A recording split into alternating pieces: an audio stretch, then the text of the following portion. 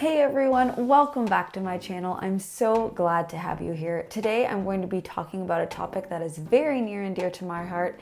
It is how and why to hire a realtor.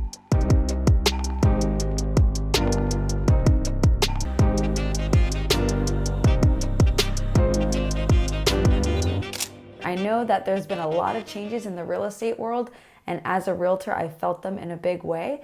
And I thought it was important to take some time to explain to you why I think real estate agents are very important in home transactions and why I would never have a home purchase or property purchase without a real estate agent, even if I wasn't one myself. So first, let's bust some myths. A lot of people think, hey, I'm just a home buyer, right? Why do I need a real estate agent? They just open doors. I can already find things on Zillow, and it seems kind of like an obsolete job. Like, why do we need real estate agents to help buyers? They might say, hey, I understand why you want someone to help you sell your home, but as a buyer, why do I need someone to open the door for me? And I'm here to tell you that buyer's agents, of course, do open doors and do home showings, but that's only such a small percent of what we actually do. And that thought and that question, even though I understand it, it shows certain misunderstandings into what's actually going on behind the scenes and what buyer's agents actually offer you. They don't just open doors for you, they actually offer a lot of protection for you. So first, let's talk about some bad scenarios, right? What happens if you find the perfect home and your contract is accepted and you're in escrow and suddenly you discover that there's a crack in the foundation? As a buyer, unrepresented, what are you going to do in that scenario? What about finding that you've closed on the home, you've got the keys, you did it all by yourself, and then you learn that you greatly overpaid for the property, even hundreds of thousands of dollars above what should have been the right price? And what happens if you lose your dream home because it's sold off market, or you don't even know where to start with making a contract or even trying to make an offer? Buyer's agents actually offer so much more behind the scenes than just opening doors. So let's talk about that. And I'm going to make sure I use my notes here because I don't want to forget anything.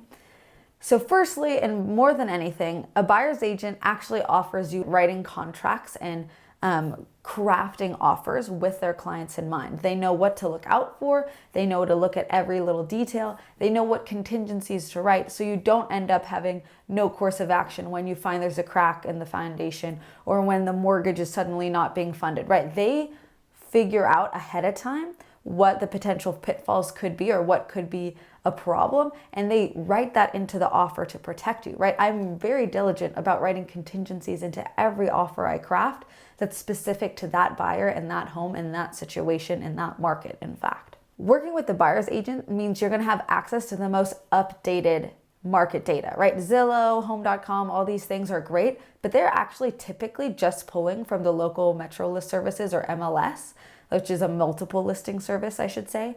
And they're not always up to date. They might not always have the most accurate information, and they definitely don't have information on off-market homes and listings. I've worked with clients who decided to work with me because they tried to go unrepresented on their own, and whenever they messaged a realtor on Zillow to view a home, they weren't getting responses. And unfortunately, realtors oftentimes take other realtors more seriously because they know that their clients are vetted and they've gone through the process and they're serious. As a realtor, if I have a listing, I might get dozens and dozens of calls and texts and emails a day. And so I need to focus on all of the interest, but I specifically want to look for who's the strongest offer and who has the most possibility of actually being able to buy the property. So many times people come to open houses because they're curious. They might want to know what happens in 5 years, if they could buy it, this or that. But as a realtor, if I'm a listing agent, if I'm helping someone sell their home, I need to focus on who's serious right now.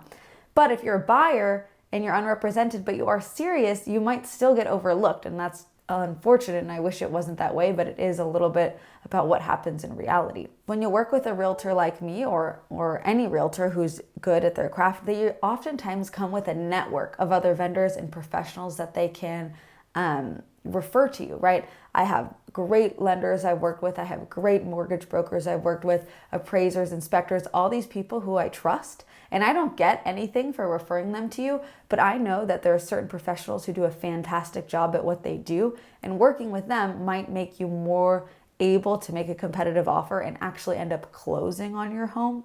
And so those things are really important to take into account as a buyer. If you don't have any other connections to the industry, having one great real estate agent can suddenly connect you to a lot of resources.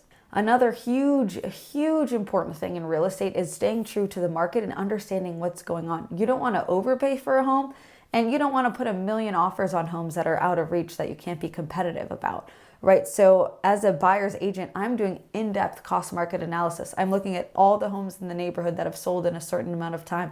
I'm looking at what's pending. I'm looking at what's being remodeled. I'm getting advice from appraisers and other people in the community to understand the market situation and how to best position you as a buyer. So we can set a game plan ahead of time for homes that are really realistic and in the right price range, so that you're never getting your hopes up on a home that's completely out of reach. And more importantly, that you're never overpaying for a home that is worth less. Finally, I think one of the biggest things that I find that most of my clients really appreciate is I negotiate really well, and great agents will negotiate on your behalf. If you're a people pleaser, if you're someone who doesn't like confrontation, maybe you like confrontation, but you don't know exactly how to navigate the legality of it all, a real estate agent is a fantastic advocate for you as a buyer or a seller. But in the context of a buyer, negotiating the proper contingencies, potentially negotiating a credit back towards closing costs and other things, and being there for you when things do go wrong, because in real estate they can. There can be an amazing home, you might put a great offer, and then suddenly you're in escrow and things are moving and you're realizing things, or new information is coming to light, and you might need to renegotiate. And I think that's where great real estate agents have their superpowers of being able to overcome those obstacles and protect you along the way. Well, that was a lot of information, but I hope you learned a little bit about why it's important in today's economy, in today's market, to still hire a buyer's agent or a real estate agent to support you in selling your home, because there's still so many ways that things can go wrong, and so many things that agents do to protect their clients along the way. So if you learned anything that you liked, I'd love that you comment it below, in addition to any questions you might have. If you could subscribe and like this video, that would mean the world to me, so I can keep making content for you like this. And I will see you in the next video. Bye now.